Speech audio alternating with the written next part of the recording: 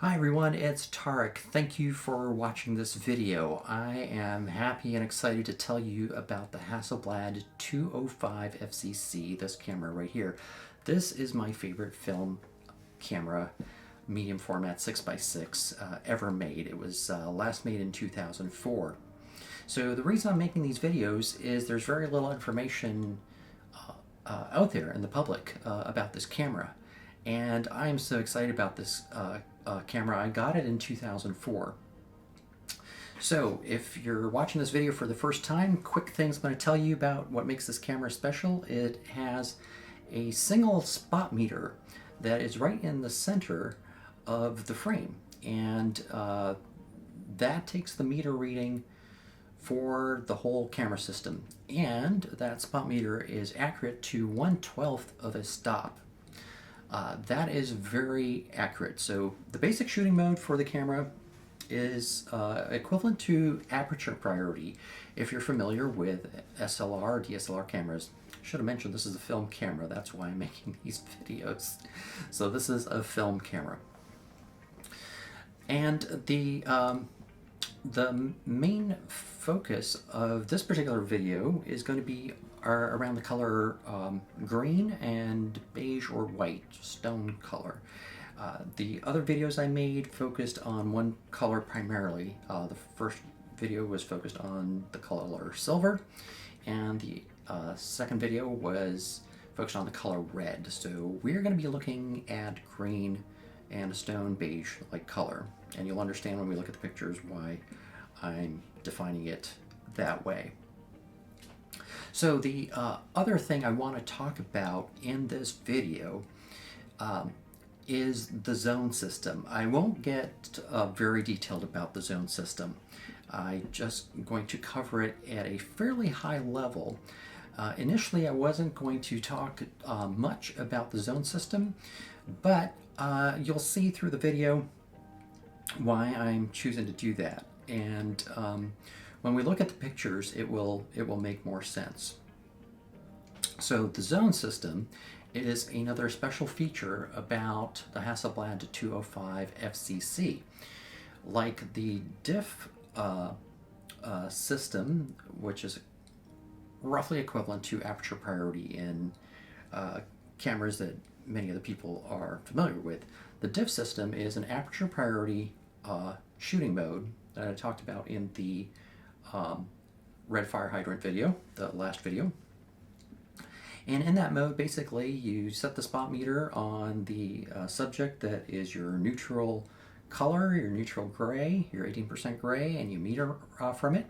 And then as you move the camera around to other objects, subjects in the frame, it will show you a diff value in stops, in 1/4 stops, higher or lower than whatever you locked the camera setting in. So that's the diff shooting mode. The zone shooting mode is built into this camera. It actually allows you to select the zone and place the zone where you would zone 5, where you would normally meter for neutral gray in a traditional SLR DSLR camera. So the zone system is acquired in the Z or Z shooting mode. So I'm not going to do the white card, gray card, black card tests as I did in the previous video. I have done them on my own, and it is true to that. It was a method of effectively conceptualizing luminance, brightness, and allowed photographers to think of contrast and brightness from dark to light. And dark was represented by zone 0, that would be black, and zone 10 would be white. And in those two, in zone 0 and zone 10, white, you could not see detail. It was pure black and pure white. There was what Ansel Adams referred to as the dynamic range, and those are going to be zones that are a little closer in. So that's going to be zone 1 to zone 9. In zone 1, you get a little bit of sense that there's something other than the black in the image. And in zone 9, this would be like the top of a bright, sunny, snowy mountain. That there's something in there, but you can't see the definition. There's some substance there. And then he also referred to the textured range. There's dynamic range, that was dynamic range zone 1 to 9, and he also referred to the textured range, which would be from zone 2 to zone 8. Now you could actually see some definition in the shadow details in the dark areas and in the light. So this information that I'm sharing on the zone system is from Ansel Adams' books, his series, the print, the camera, the print, and the negative. The order of those are the camera, it's book 1, the negative, book 2, and the print, book 3. So the middle zone is zone number 5. 5 fingers, zone 5. More or less 18% gray. And the difference from one zone to the next zone is one stop. The 205FCC has a shooting mode that is Z for the zone system, as I mentioned earlier. So the zone system, when you meter from it, from the meter, it basically will give you the shutter speed for whatever aperture you set on the aperture ring, and it will place that in zone 5.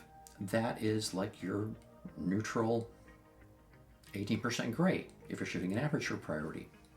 So it has a shooting mode for that. That saves a photographer a lot of time, because if somebody wanted to approach photography using the zone system, the camera is telling you what zone it's in. Okay, I just realized I had this clapperboard here, and this could be a little demonstration of basically the zone system. So zone 0 would be black here, no details. Zone 10 would be the white, and neutral gray would be in the middle. That's there. And then something lighter than that, this would be somewhere between zone 6 and 7, and the slightly darker one would be between zone 3 and 2.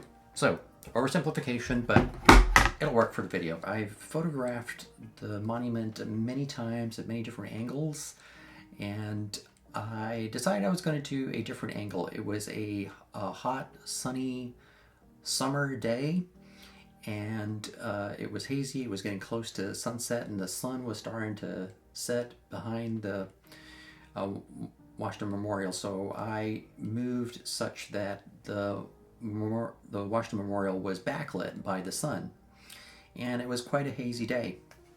So I want to give you a little bit of the context of the picture, and I'm going to tell you how I decided to photograph the picture.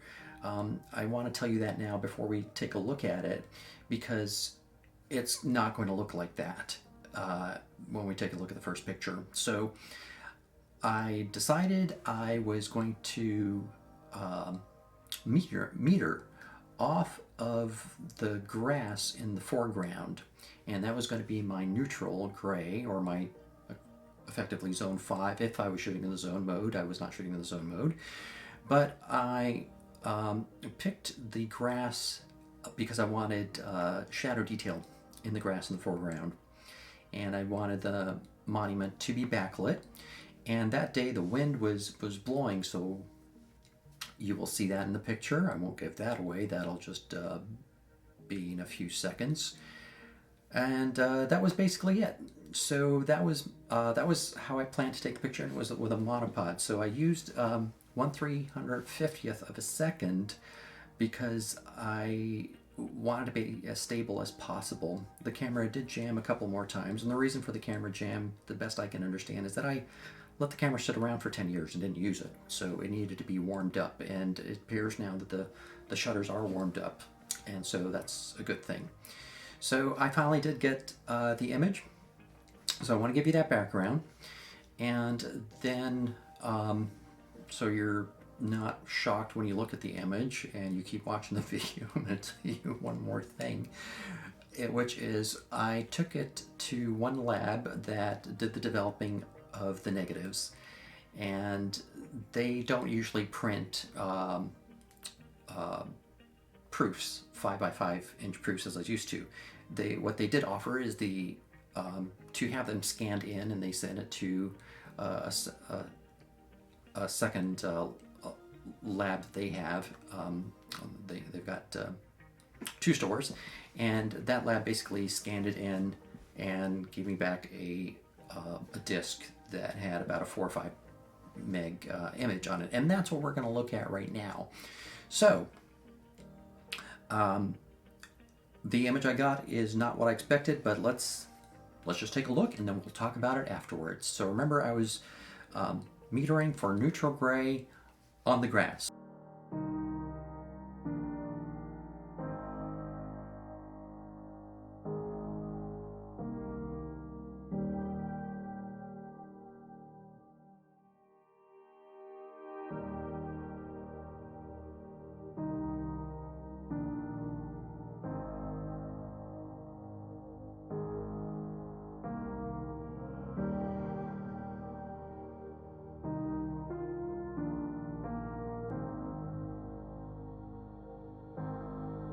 As you can see, that image looks quite different than what you might have thought I imagined or what I told you just before we took a look at the image.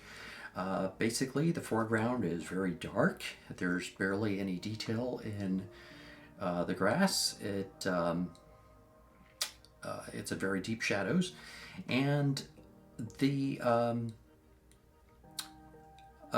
monument is exposed, and you can see the bricks and the blocks in the monument, and the flags are fairly vivid. You can see the colors in the flags, and the sky is visible. So I wanted to tell you that. I wanted to prep you a little bit, give you an idea of what I had in mind before I took the image, and what the workflow processing was at the lab. So this was not at all what I expected,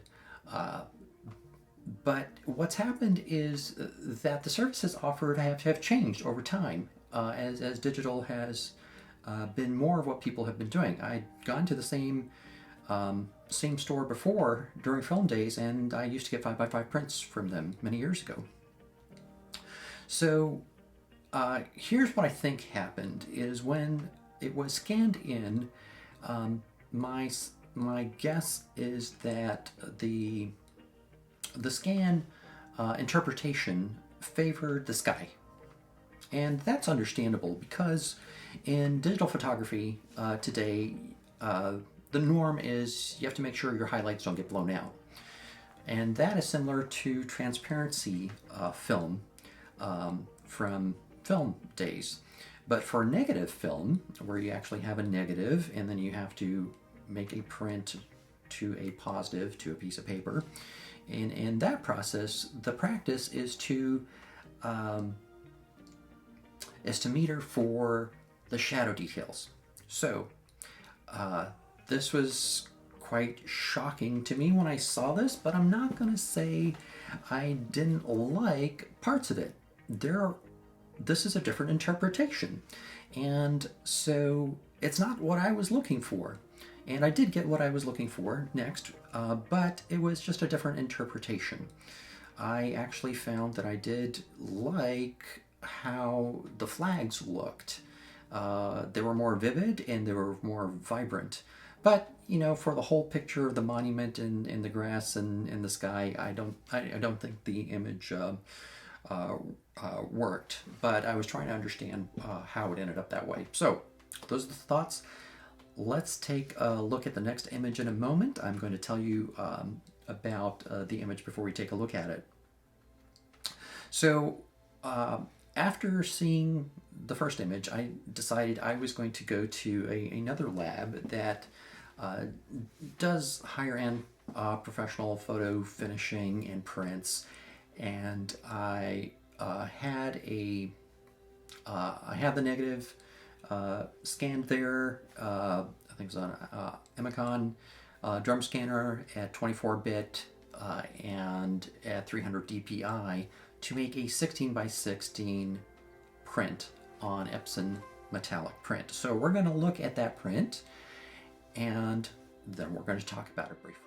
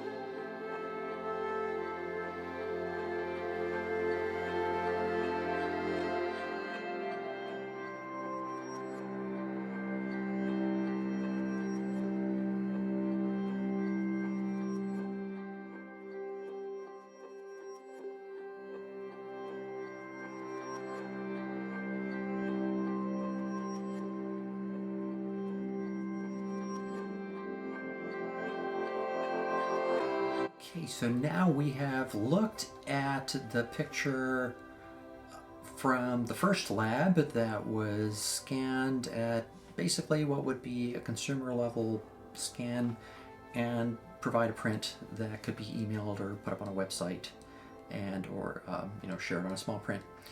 And then we looked at the print from the second lab, which is a metallic print 16 by 16, and they're quite different. So what gives? What's the reasons for all these differences, and how does this tie into the zone mode, and why I want to talk about the zone mode? So these two pictures are basically two different interpretations from the negative, and whether it was the scanning or just the interpretation, I don't know either of the technicians. I interfaced with other people, they made notes, and these are the pictures I received. I'm very happy with the second picture. So, the zone mode.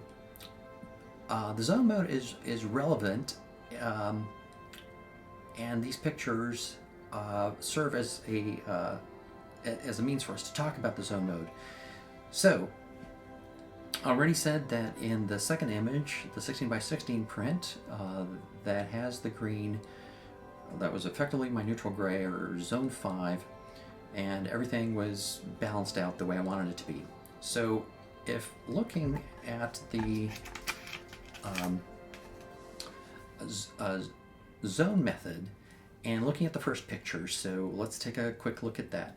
So clearly the grass there is not in a neutral area. It's very dark. It is darker than, it's not zone 5, it's darker than zone 4, it's around zone 3 possibly. So you can still tell that there's grass, but you've got to look. There is some texture there. And so that's about a 2-stop difference, and it looks like everything else in the picture is effectively shifted 2 stops the other way. So the differences between digital and film can be fairly significant in terms of when it comes to metering.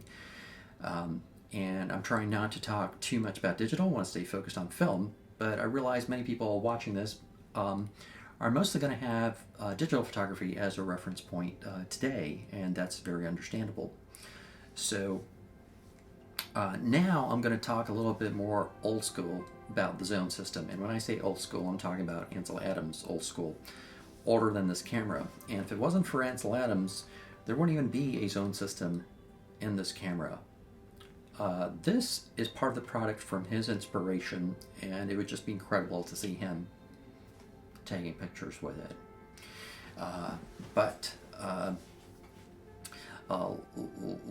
Let's talk a little bit about that zone system. So, in the way Ansel Adams approached the zone system,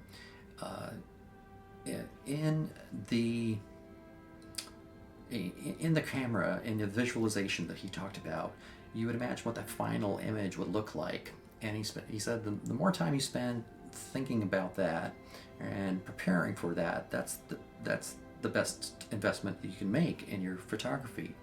And I believe that's still true today. So skipping ahead from the camera and going to the negative. So the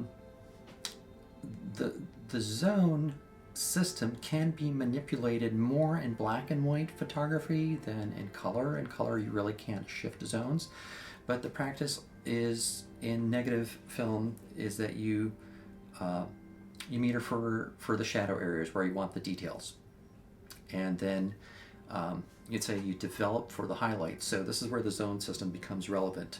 In many of his pictures, the actual print, if you printed it on whether it's standard negative processing or standard print, would look fairly flat. And I'm going to tie that into what digital photographers may be doing today. So in digital video, they might be using a flatter profile, like C-Log in video, or C-Log 2, and that in the digital world today allows in post-processing more latitude to go up or down for shadows or highlights. So if you are familiar with that, the zone system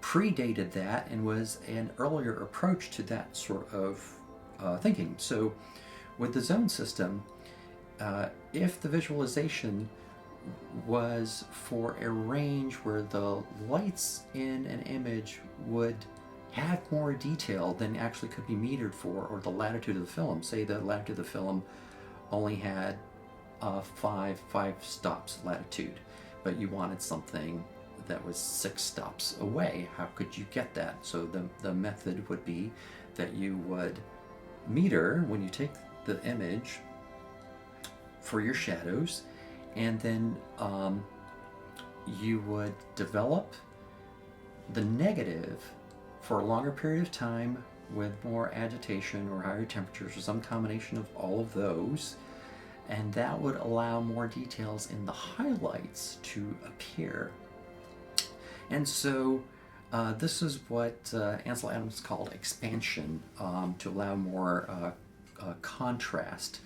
And it's really, you're getting more contrast in this example at the highlights, but you can also bring it down the other direction. You could do compression, and this is probably far too detailed on the zone system, but so I'm going to jump back to these images right now.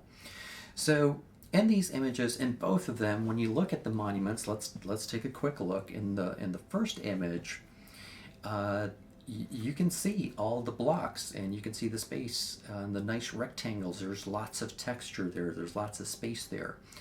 And now if we look at the second image, at the blocks on the Washington Monument, we can still see details. So relatively, this is an example of a shift of a zone from a light zone to an even lighter zone.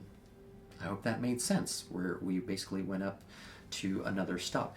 But we did not lose any details in the second image in the grass. That's the difference. That's effectively the zone system. You're not compromising your shadows or your highlight details for, you have your midtones, but you are using the full visualization and zone system, especially in black and white, to be able to get more contrast or less contrast. So that pushing, basically, or pulling, or expansion or contraction, is a method in black and white photography. So, okay, that was a little bit long. Hope you're still interested, and if you want to learn more about the zone system, you can learn more about it after this. But this camera was built to have a metering method built right in the zone system. So I'm going to talk about one more exciting thing about the camera and the back. So right here, this magazine, this dial down here, is for black and white photography. And the magazine is an E12 FCC. So that is, sorry.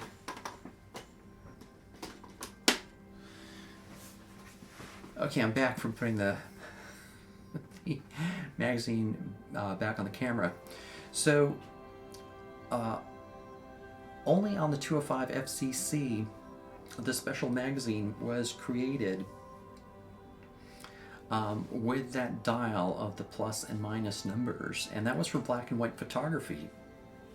And those dials could be rotated and turned if, say, I wanted this image that I took of the Washington Monument, if I was taking it in black and white and I wanted it to be very contrasty, even punch further than either of these two images. Say I wanted the best of both of these images as a black and white, and I wanted texture in the grass, and that's going to be in shades of gray, but I wanted the monument to be lighter than it is. Can you imagine that for a moment? Imagine the monument lighter than the beige, moving more towards white and still having the details and the stones. So this approach to photography with black and white with the 205 FCC would make that an easier thing to do, or a more accessible thing. And this is how that would work.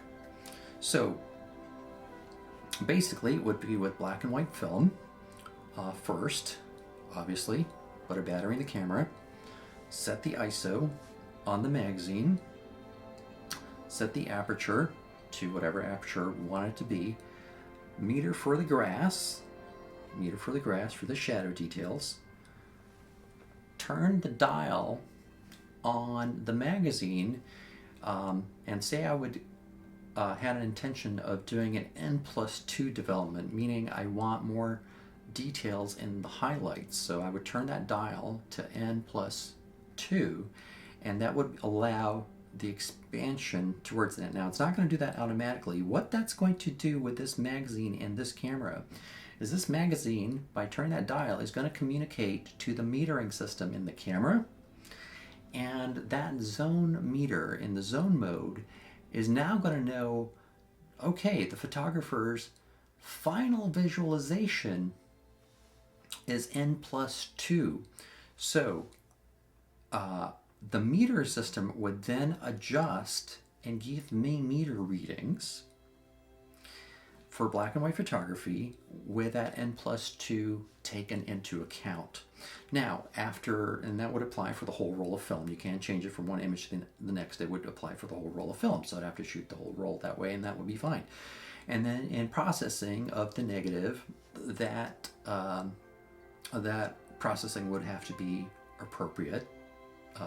More agitation, higher temperatures, longer time, to draw out those highlight details, but retaining all that texture and good detail in the grass, and that would allow for a wider latitude image than we saw. So I hope for some people that makes sense. I hope it made sense for everybody, but I realize it may not be, because I've jumped into the deep end with this explanation and this camera. But I hope, even if it's for a beginner, that at least there's the sense that, okay, this camera is pretty advanced, and yes, it is. And for photographers that have worked on film or used the zone system, you may have known, you may not have known that was possible. And if you knew, great. And if you didn't know and you learned it today, I'm so happy I got to share that with you. So I'm going to restate that last part. With the Hasselblad 205 FCC in the zone system, the ability to communicate to the metering system by turning the dial up or down for more contrast or less contrast is possible, to communicate to the metering system what my final print visualization is for that black and white image. So that's another thing that makes this camera truly an exceptional and amazing photography instrument. So that is the end of the complex talk about the zone system from me today. If you're not subscribed and you enjoy this, please subscribe. It's appreciated. It's very helpful, supportive, if you want to, of course. And if you liked this video, if you learned something from it, please give it a like.